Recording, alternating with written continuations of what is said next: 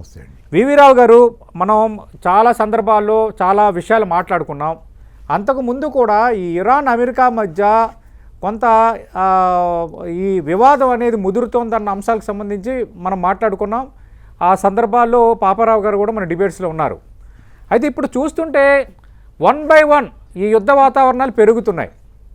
ఇప్పటికే Iran, Israel, America యుద్ధం అన్న ఒక పరిస్థితి అయితే, తాజాగా పాకిస్తాన్, ఆఫ్ఘనిస్తాను, ఉత్తర Korea, Japan, Taiwan versus China, Cuba versus America, Venezuela versus America.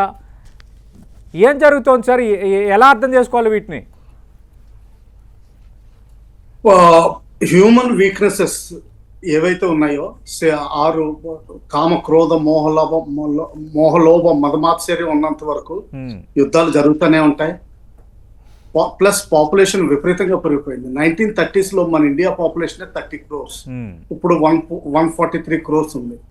అలాగే ప్రపంచ పాపులేషన్ 3 billion ఉండేది, అది ఇప్పుడు 8.5 billion అయింది. సో రిసోర్సెస్ కోసం యుద్ధాలు జరుగుతూనే ఉంటాయి, ఆధిపత్యం కోసం జరుగుతూనే ఉంటాయి, ఇంకా రిలీజియస్ పర్సిక్యూషన్ కోసం కూడా జరుగుతూనే ఉంటాయి. అందులో భాగంగానే ఆయిల్ గురించి ఇప్పుడు ప్రస్తుతానికి ఎక్కువ చూస్తున్నాం. వెనిజులా మీద అటాక్ జరిగింది, ఇప్పుడు ప్రస్తుతానికి ఇరాన్ మీద జరుగుతుంది.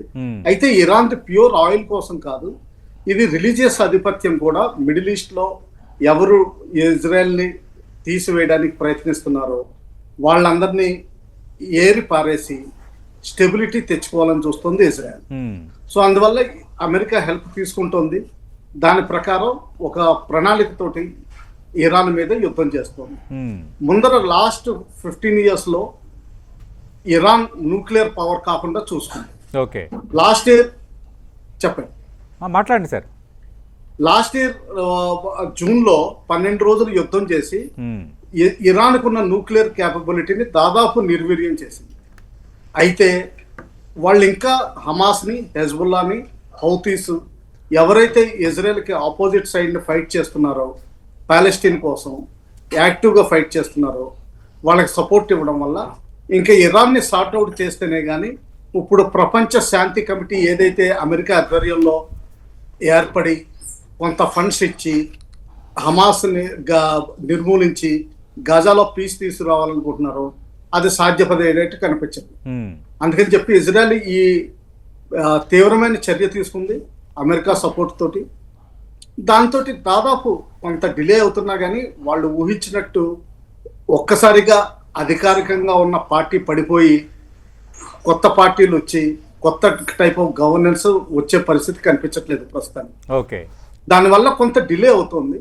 కానీ ఇరాన్కి అంత క్షమత లేదు. కేవలం మిసైల్స్, యూఎస్ లో వాళ్ళకి కొంచెం స్ట్రెంగ్త్ ఉంది.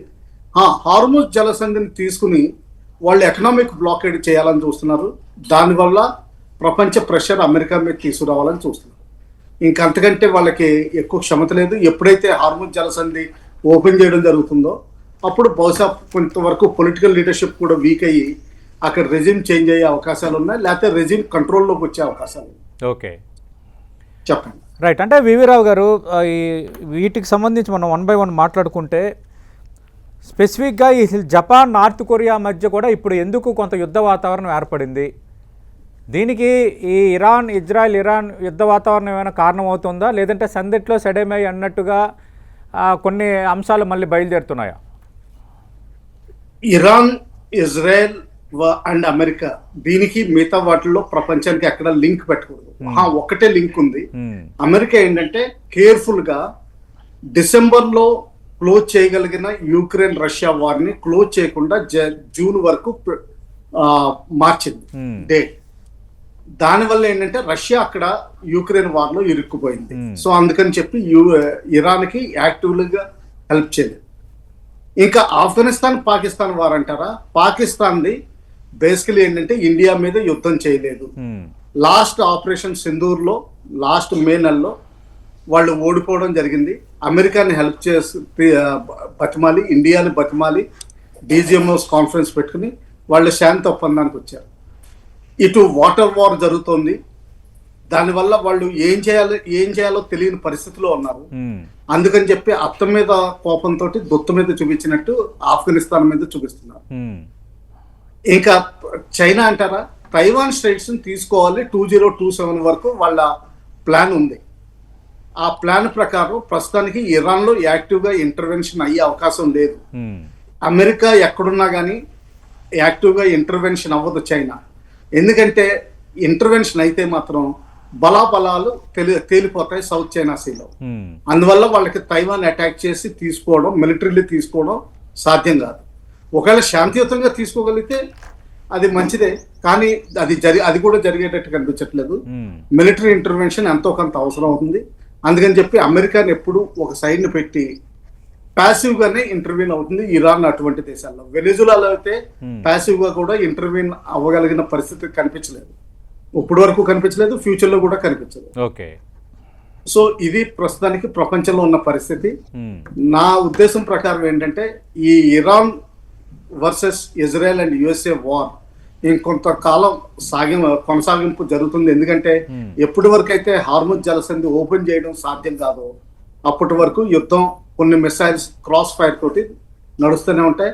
అలాగే ఒకళ్ళ లీడర్షిప్ ని వేరే వాళ్ళ లీడర్షిప్ టార్గెట్ చేయాలని చూస్తారు. మిడిల్ ఈస్ట్ ని రోపింగ్ చేయాలన్నా కానీ వాళ్ళు ఎవరూ సంసిద్ధంగా కనిపించట్లేదు. సో కొంతకాలం కొనసాగుతుంది, కానీ ఇరాన్ కి కొంతకాలం తర్వాత రిలీజ్ అవ్వాల్సి వస్తుంది. ఓకే, ఇంకా రెజ్యూమ్ చేంజ్ చేసుకుని కొత్తగా వచ్చే అవకాశం కనిపిస్తుంది. ఓకే, కానీ పాకిస్తాన్ ఇండియా మధ్యన మాత్రం కొత్తగా యుద్ధం మొదలయ్యే అవకాశం ఉంది. ఎందుకంటే అటు ఆఫ్ఘనిస్తాన్ లో ఎప్పుడైతే బలం వాళ్ళకి కనిపిస్తుందో పాకిస్తాన్కి, ఇండియాలో ఏదో చేయాలని చూస్తుంది. దానివల్ల ఆపరేషన్ సింధూర్ 2 మొదలయ్యే అవకాశం ఉంది. ప్రస్తుతానికి అక్కడ ఇరాన్ లో వార్ నడుస్తుంది కాబట్టి కొంచెం అణిగి మణిగి ఉన్నారనిపిస్తుంది. చెప్పండి.